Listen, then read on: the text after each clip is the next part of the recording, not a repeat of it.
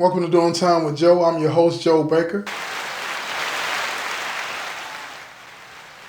Today, I'm going to share with you a story about a father and son that are in opposing gangs. I've been working on this for a while now, right?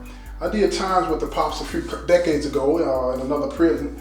So I wrote him and asked for permission to share his story. You know, he hit back, let me know it was cool, whatever. But he also wrote me a few letters, provided me with a few details that I didn't know about. You know what I'm saying? I'm excited about that. I'm excited to share that with you. You know what I'm saying? So from time to time, I'm going to be referring back to the letter and telling the story as I knew it. You know what I mean? Combining the two to give you a full flavor, and I hope you enjoy it.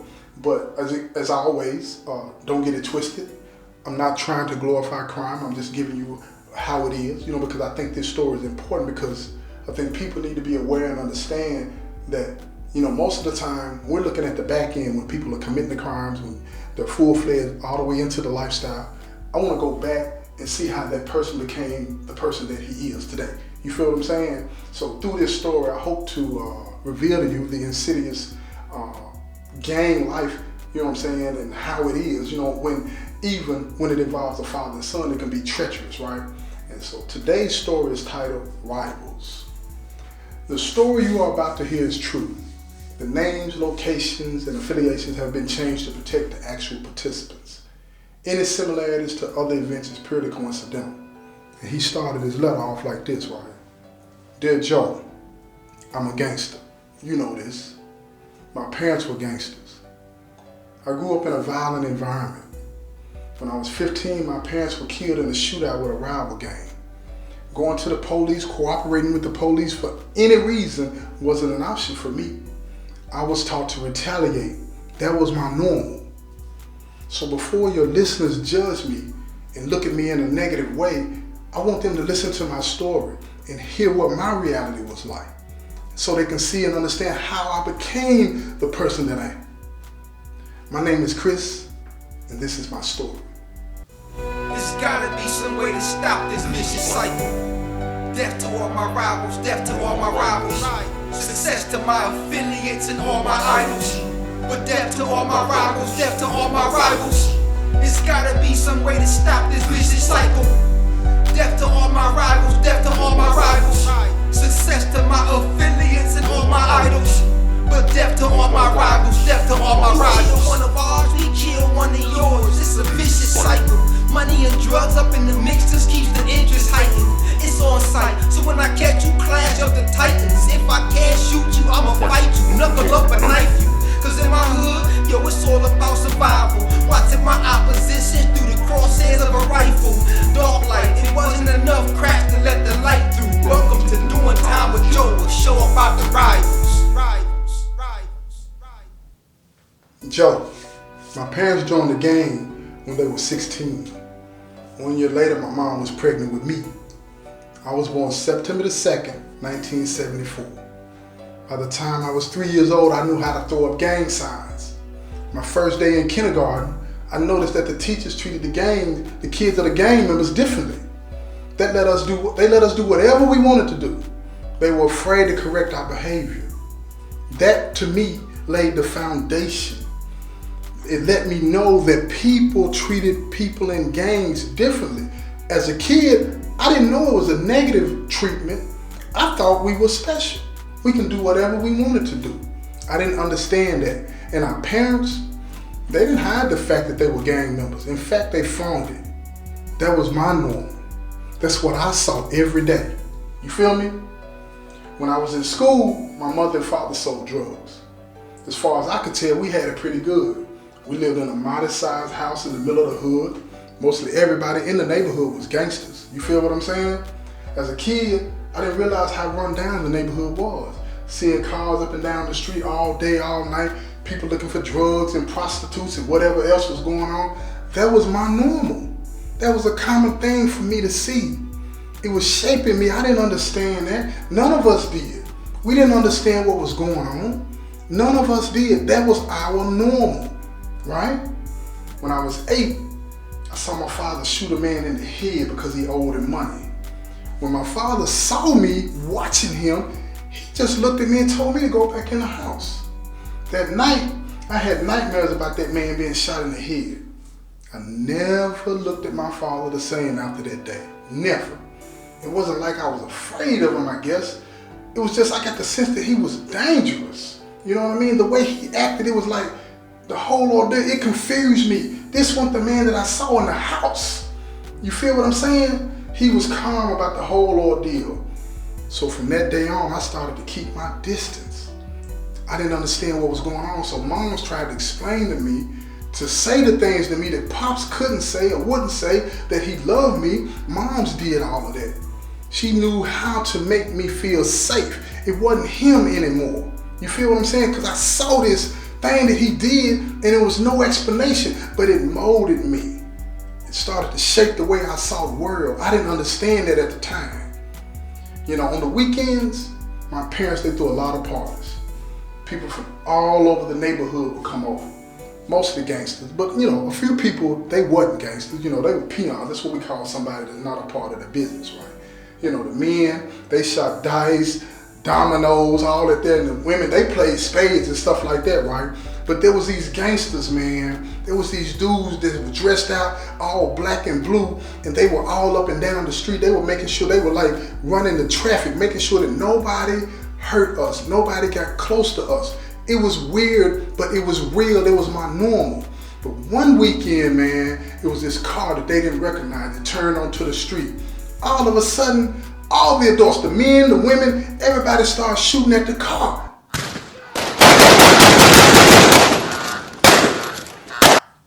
The driver and the shooter, they got hit. The car just sit idling in the middle of the street. Just sit there, nothing moving whatsoever.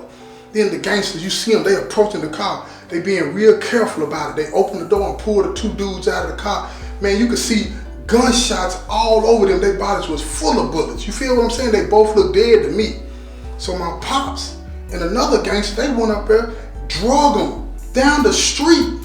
They drug these two bodies down the street, threw them in the dumpster, and then set the dumpster on fire. That's my normal, man. That's what I saw. That's what I saw. But then that night, my parents, you know, they sat in the front yard all night with their shotguns and pistols, you know what I'm saying, ready, like they was waiting on something while I slept in the house. After a few days, everything went back to normal. The streets being full of cars with people looking for drugs and prostitutes. That was my normal, man. That's what I saw. This is what's shaping me, man. You feel me? But again, I'm a kid. We all were. We didn't understand what was going on. When I turned 10, I stole some weed from my pop's stash spot. I took it to school and sold it to the other kids, you know, trying to get a little money, all right? Then one of the teachers, they caught me, right? And they were gonna turn me in, but they said, look, let me keep that. You ain't gotta worry about it. I ain't gonna turn you in. So, I let them keep it. I wasn't tripping. I'm gonna go get some more. So when I went back, you know what I'm saying, trying to get some more from my pops, he caught me. He caught me, man, and I was spooked. He had that look in his eyes that scared the hell out of me, like the same look that he had when he shot dude. You know what I mean? So he told me, look here, man, if I ever catch you stealing from me again, I'm gonna kick your ass. Now keep in mind, I'm 10 years old, man. I know I was doing wrong, but this is my pops. And he's talking to me like I'm a grown man. You know what I mean? But then right behind that, check this out though, this is what's weird to me. Right behind that, he tells me, look, man, anything you need, you can buy it from me. Ain't that something? I could buy it from him. So I stood there, man, I'm listening to him and I'm looking at him and I'm standing there and I'm a 10-year-old kid. Guess what I did? I pissed on myself. Just like that, I pissed on myself. Yeah. A few days later, I bought my first ounce from my pops for $80. I made about $250. Twice a week, I got an ounce for pops. $500 a week was pretty good for a 10-year-old. You understand what I'm saying? By the time I turned 12, I was making $1,000 a week. It's my money. 12 years old. Going to school, getting it. You know what I'm saying? Going to school, getting it. I don't think that I'm doing anything wrong. Ain't nobody saying nothing about it being wrong. The teachers ain't saying nothing. Some of them buying it from me too. I'm buying it from my pops. Everybody in the neighborhood I'm from is getting it some kind of way. That was my norm. And one day I got careless. And some vice lords caught me slipping. And they shot me. And they robbed me and left me for dead, man. Left me for dead. I woke up in the hospital room. It was full of gangsters. Everybody around there draped out with bandanas. Everything is going down. The doctors don't know what to do. The room is on lock. It's like I'm the president of the United States. Ain't nobody coming in there. You feel what I'm saying? And then I see moms looking at me. I see moms looking at me with tears in her eyes, and she's like, what happened to my baby? You know what I'm saying? Pops, he leaned down, but he don't lean down to comfort me. Guess what he say? Don't tell the police nothing. That was my normal. And I got shot, left for dead, and what my pops is worrying about is me telling the police the business. That was my normal. So when the police came in, what did I do?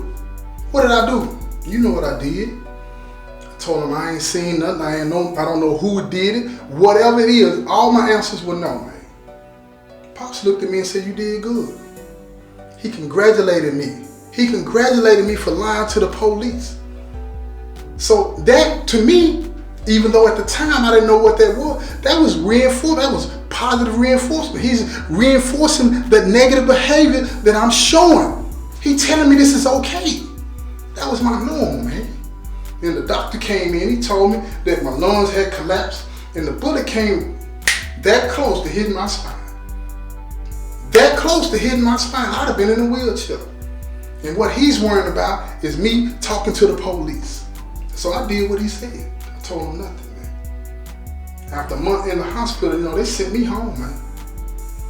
In 3 months, I was up and moving around, trying to get my legs back under me. You know what I'm saying? After a few months, I was getting stronger and stronger. It took about 15 months for me to fully recover, but during my recovery, every day, gangsters was coming over. These gangsters was my age though.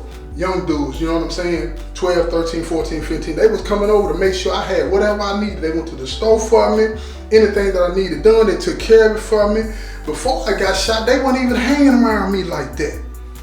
Every now and then they would hang around me like that. It was this one brother named Steve that came over to the house every day.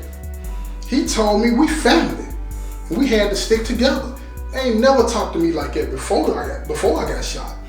It was something about getting shot, keeping my mouth shut, that they respected. Now I'm one of them. You feel me? I'm feeling it too. I'm feeling it. I'm growing up around gangsters. I didn't have the access before I got shot that I was starting to feel. So now I want it. I want it. And the only way that I was going to get it was to become a gangster. That's right. So that night, I asked moms and pops if I could become a gangster. Pops looked at me, asked me why I wanted to do it, why I wanted to be a gangster. I told him because he was. That's what I said. I wanted to be just like him. He smiled and said, okay, I'll arrange it, all of that kind of stuff. Mom didn't say a word. She just looked at me. She knew I was lying. She knew I didn't want to be like him. Moms knew me, but she didn't stop it though. She's supposed to step in and stop that, y'all. But she didn't. She didn't stop it. Walked on to my room, laid down in the bed, went to sleep. The next morning, Pops woke me up. Early in the morning, said, come on, let's take a ride. When we got to the spot, it was packed, gangsters everywhere. This was it, y'all. It was about to go down. I was about to become a gangster. This is it. When I got out of the car, I'm gonna keep it real with y'all. My legs were shaking, y'all. I was spooked. I was scared as hell. You feel what I'm saying? But I couldn't turn around. No, not now. I couldn't do that. So Pops walked up to me and said, look, you sure this is what you want? I said, yeah. He pointed to the circle of gangsters and told me to go to him, right? So I'm walking over and I see Steve, right? He's one of them, right? So then all of a sudden the circle opened up and then they told me to walk in it. And then when I walked in it, all of a sudden they rushed me. Oh, let him get up, let him get up, let him get up.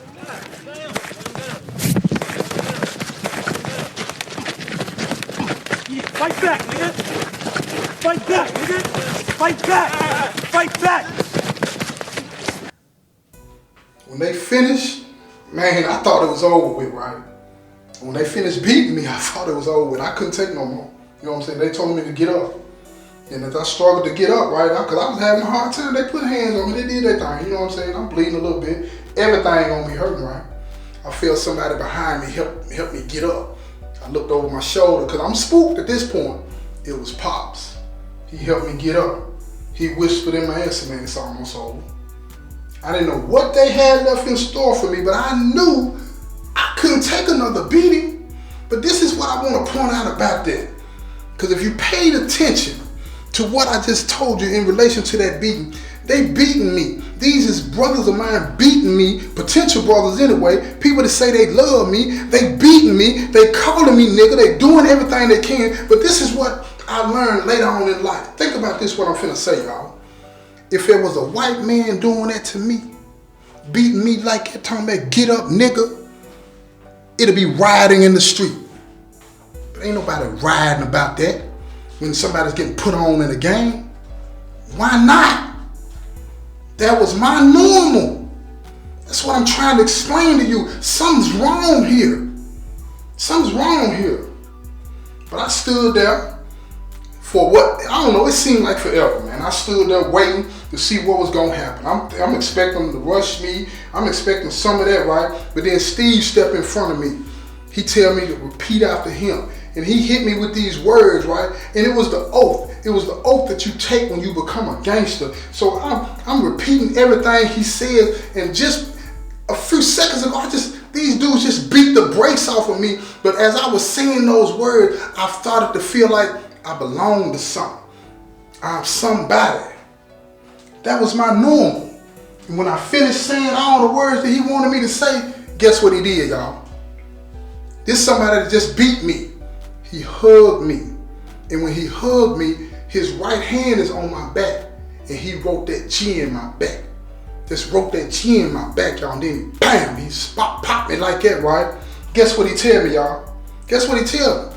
He said, welcome to the family, folks. That's what he said. It was done. I was a gangster.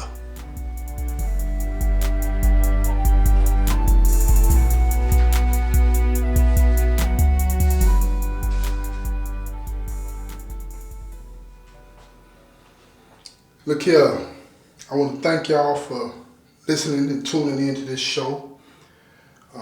But before I go, I want to leave you with a few words about what you just listened to. I don't think enough people truly understand or for that matter care about, the process that a person goes through to become that monster. But I think it's something that we need to be focusing on, because if we get on the front end of these things, then we don't have to worry about creating victims and all this, because we're showing these people, that are living a normal that is not normal, that we care. And until we do that, ain't enough prisons you can build. Ain't enough prisons you can build. Ain't enough intervention programs, ain't enough nothing that you can do if you don't show people that you care for them before they become the monster. Because that's what you're going to have to do. That's what you're going to have to do.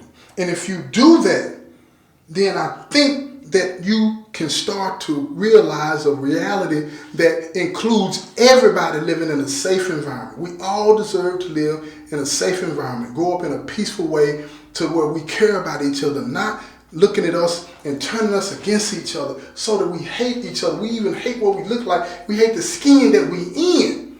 And we're willing to kill each other for a street that we don't own, for a color that means nothing. We have to start caring about people on the front end, y'all. And that's what I'm trying to make people understand with what I'm talking about, right? But again, I want to thank you for tuning in to this episode. And I hope that you listen to the next episode and continue to feel, to listen and understand so that you can get a better feel for where Chris is coming from. I got another episode coming up about it, and it's going to be another super blockbuster just like this one. I hope you tune in. Thank you. This has been another episode of Doing Time with Joe, and I say peace, y'all.